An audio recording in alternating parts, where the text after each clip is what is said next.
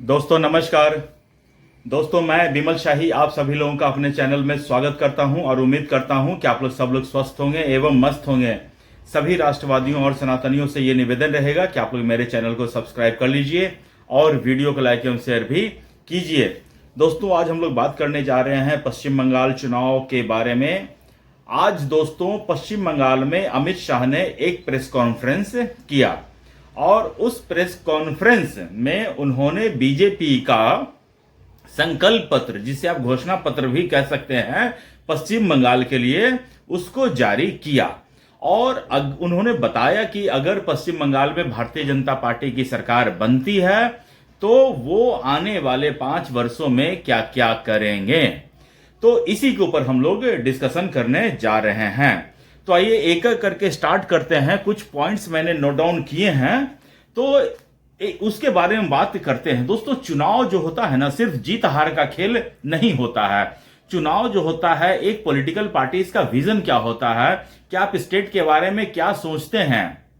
हालांकि बोलने को तो सारे पॉलिटिकल पार्टीज के नेता अच्छा ही बोलते हैं, लेकिन इंप्लीमेंटेशन की बात जब आती है तब लोग इधर उधर झांकने लगते हैं। तो भारतीय जनता पार्टी का देखते हैं कि उन्होंने अपने संकल्प पत्र में क्या क्या लिखा है, ताकि हमें ये पता चल सके कि वो राज्य के बारे में क्या सोचते हैं, राज्य को वो अगले 5 सालों में कहां तक ले जाने के बारे में सोच रहे हैं। तो सबसे पहला पॉइंट उन्होंने महिलाओं के लिए समर्पित किया है। दोस्तों पश्चिम बंगाल में भारतीय जनता पार्टी कह रही है उनके संकल्प पत्र के अनुसार, घोषणा पत्र के अनुसार, कि हम प्रत्येक महिलाओं को 3,000 रुपया देंगे और प्लस स्टेट ट्रांसपोर्ट में सभी को फ्री में बस ट्रेवल का भी सुविधा दिया जाएगा।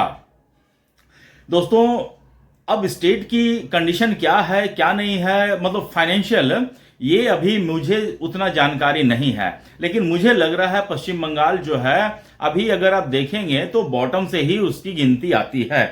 बहुत जगह ज्यादा डेवलपमेंट है ऐसी बात नहीं है। तो अब ऐसे पिछड़े हुए स्टेट के लिए 3,000 करना वो कहां तक अच्छा रहेगा, ये आने वाले समय में ही पता चलेगा। उसके बाद दोस्तों देखिए, युवाओं के लिए अमित शाह ने बहुत बड़ी घोषणा करी है। युवाओं के लिए अमित शाह ने कहा है कि 3,000 monthly allowance for unemployed youth है।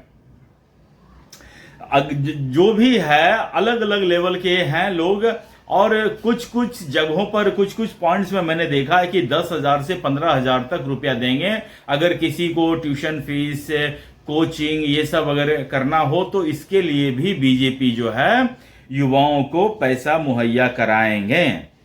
उसके बाद दोस्तों जो नेक्स्ट पॉइंट है ये काफी इंपॉर्टेंट है और बीजेपी का ये की पॉइंट्स है। यूसीसी इन 6 मंथ्स। अमित शाह ने कहा कि भारतीय जनता पार्टी रूल जितने भी स्टेट हैं सब में यूसीसी धीरे धीरे आ रहा है। अभी देखिए उत्तराखंड में आया है, उसके बाद देखिए अभी गुजरात में भी आ चुका है। अब उन्होंने कहा है कि अगर हमारी सरकार बनती है तो 6 महीने के अंदर हम यूनिफॉर्म सिविल कोड लाकर दिखाएंगे। उन्होंने कहा कि बंगाल में सभी लोगों को एक समान नियम का पालन करना होगा और इसके लिए वो प्रतिबद्ध हैं।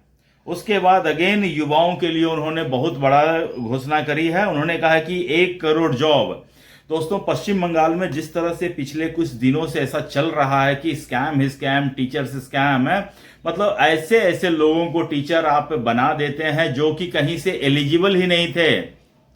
रिक्शे वाला, टमटम वाला, इन ऐसे ऐसे लोगों को टीचर्स बना दिया गया है, और जो गंभीर स्टूडेंट थे, जो सीरियस कैंडिडेट थे, उनको आपने अनएम्प्लॉयड छोड़ दिया।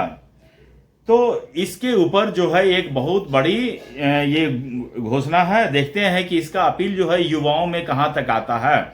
वैसे भी कल मैं एक देख रहा था कि एक कोई यूट्यूब के चैनल पर मैं देख रहा था कि वहाँ के जो स्टूडेंट्स हैं वो यही सोचते हैं कि हमें यहाँ से जॉब या यहाँ से एजुकेशन लेकर जॉब करने के लिए जब हमको बीजेपी रूल स्टेट में ही जाना है तो क्यों ना हम बीजेपी को ही यहाँ पर ले आएं ताकि हमें सारा कुछ यहीं पर मिल जाए। उसके बाद दोस्तों बीजेपी ने कहा है कि 7th पे commission in 45 days for all state employees and pensioners. दोस्तों ये बहुत बड़ी बात है और इससे जो है जितने भी स्टेट एम्प्लॉयज हैं और जितने भी पेंशन होल्डर हैं जो पेंशन का लाभ उठा रहे हैं उनके लिए एक बहुत बड़ी घोषणा है। और ये काफी दिनों से पेंडिंग वर्क था जिसे ममता बनर्जी ने अब तक इंप्लीमेंट नहीं करवाया। घुसपैठियों के प्रति जीरो टॉलरेंस, ये तो बीजेपी का मेन इशू है। वहां पर घुसपैठिए और आम बंगाली जो जेन्युइन बंगाली हैं, जो जेन्युइन इंडियन बंगाली हैं, उनकी के बीच तो लड़ाई है। और ममता बनर्जी के जितने भी वोटर्स हैं वो घुसपैठिए हैं और भारतीय जनता पार्टी के वोटर जो हैं वो इंडियंस हैं। तो पश्चिम बंगाल में भारतीय की सरकार चाहिए, न कि घुसपैठिए की सरकार चाहिए। तो अमित शाह का यही कहना है कि घुसपैठिए के प्रति जीरो टॉलरेंस, सबको आइडेंटिफाई करके एक एक को उनके वापस देश भेजा जाएगा। उसके बाद का नेक्स्ट पॉइंट है 33% रिजर्वेशन फॉर वुमेन। महिलाओं के लिए, युवाओं के लिए ही तो अमित शाह और मोदी सरकार जो है दिन रात काम करते हैं। तो ये भी एक उन्होंने अपना घोषणा पत्र में रखा है कि महिलाओं के लिए 33% रिजर्वेशन लाएंगे। उसके बाद कह रहे हैं कि implement all central scheme in state. जब ममता बनर्जी जो है वो नरेंद्र मोदी की जो केंद्र की जितनी भी योजनाएं हैं, जैसे आयुष्मान भारत, किसान समृद्धि योजना, इन सबको अपने स्टेट में इंप्लीमेंट नहीं करने देती है, नहीं होने देती है। उन्हें लगता है कि अगर इसका फायदा लोगों को मिल जाएगा तो हो सकता है कि लोग उनकी तरफ मुड़ जाएं। तो ये भी कहा है कि जैसे ही मोदी से भारतीय जनता पार्टी की सरकार बनती है तो जितने भी स्टेट की, सेंट्रल की योजनाएं हैं वो सारे के सारे बेनिफिट लोगों तक पहुंचने शुरू हो जाएंगे। उसके बाद है white papers for all corruptions. जितने भी तरह के करप्शंस हैं इसके प्रति मोदी सरकार बिल्कुल जीरो टॉलरेंस लेके चल रही है। और उन्होंने कहा है कि हम जो है सरकार बनते ही हम श्वेत पत्र लाएंगे। और अब ममता बनर्जी में जितने भी करप्शन हुए हैं, भ्रष्टाचार हुए हैं और बड़े बड़े कांड हुए हैं जिसमें सीबीआई, ईडी सब की इन्वॉल्वमेंट हुई है, इन सब के लिए व्हाइट पेपर्स आएंगे। उसके बाद है एग्रीकल्चर, इंडस्ट्री एंड इंफ्रास्ट्रक्चर। तो मोदी सरकार का ये भी है कि हम एग्रीकल्चर में करेंगे, इंफ्रास्ट्रक्चर में सुधार लाएंगे और इंडस्ट्री। दोस्तों अभी से मेरे से एक पीढ़ी पहले शहर मतलब होता था कलकत्ता। लोग यूपी से, बिहार से शहर मतलब कि पैसा कमाने के लिए कलकत्ता जाते थे। फिल्मों में भी आप देखते होंगे हीरो जा रहा है, कहाँ जा रहा है, कलकत्ता जा रहा है। लेकिन लेफ्ट के शासन के बाद उन्होंने पूरी तरह से बंगाल को डिस्ट्रॉय करके रख दिया।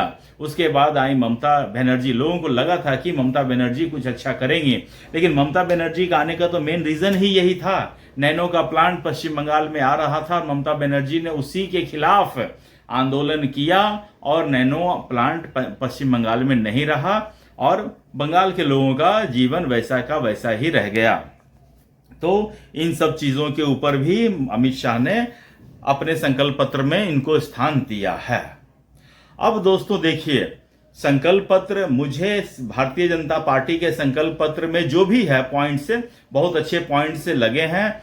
अगर इनका जो भी मुख्यमंत्री बनता है, जो भी सरकार बनने के बाद जो भी इनका मिनिस्टर बनते हैं, मंत्री बनते हैं, तो इनका मेन फोकस रहना चाहिए कि इन जो घोषणा पत्र है, संकल्प पत्र है, एक एक पॉइंट्स को लेकर आना और जनता के बीच इंप्लीमेंट करना। ऐसा नहीं होना चाहिए कि डिले पे डिले जिस तरह से अन्य पार्टियां करती हैं। तो ये चीज भारतीय जनता पार्टी कर सकती है। और इसके साथ साथ दोस्तों, जब वैसे ये घोषणा पत्र आया है तब से ममता बनर्जी बहुत बेचैन है। उन्हें लग रहा है कि जिस स्कीम को वो चला रही थी, जिन्हें लग रहा था कि ये मेरा मास्टरपीस है, और अमित शाह ने उन सब के लिए एक कार्ड के तौर पर अलग अलग उन्होंने भी स्कीम इंट्रोड्यूस कर दिया है, उन्होंने भी वादा कर दिया है। तो इसे ममता बनर्जी हो या अभिषेक बनर्जी का मैं देख रहा था प्रेस कॉन्फ्रेंस है, उसमें वो बेचैन दिख रहे हैं, बौखलाए हुए दिख रहे हैं। वो कह रहे हैं कि ऑलरेडी हम चला रहे हैं, ये क्या करेंगे, इन्होंने बंगाल के वोटर राइट छीन लिए हैं। मतलब कि ममता बनर्जी और अभिषेक बनर्जी दोनों का जो सुई है अभी तक एसआईआर पर ही लटका हुआ है, और लटकना भी चाहिए, अटकना भी चाहिए, क्योंकि एसआईआर से उनको बहुत तगड़ी चोट पहुंची है। दोस्तों, मैं आज देख रहा था कि एक टीवी चैनल पर बहस देख रहा था, तो उसमें जो 2-4 पत्रकार बैठे हुए थे, तो मतलब कि बता रहे थे कि कितने ऐसे कॉन्स्टिट्यूंसी हैं जहां पर अगर जीत हार का मार्जिन बहुत ज्यादा था, सपोज कीजिए 1 लाख का जीत हार का मार्जिन था बीजेपी और टीएमसी में, उस मार्जिन को कम करके लाके रख दिया गया है। अगर 1 लाख का मार्जिन था तो उसको घटाकर 20,000 पर लाकर रख दिया गया है। मतलब ऐसे ऐसे कॉन्स्टिट्यूंसी को क्लोज फाइट में कन्वर्ट कर दिया गया है। तो इसलिए ममता बनर्जी की बेचैनी कुछ ज्यादा ही बढ़ी हुई है। देखते हैं आगे क्या होता है। तो दोस्तों, आज के लिए मुझे इतना ही अपडेट देना था। अगर आपको मेरा वीडियो पसंद आता है, एनालिसिस पसंद आता है, तो मेरे वीडियो को लाइक कीजिए, शेयर कीजिए, कमेंट कीजिए और अपना राय विचार रखिए। तब तक आप लोग अपना ख्याल रखिए, स्वस्थ रहिए, मस्त रहिए। नमस्ते, बाय।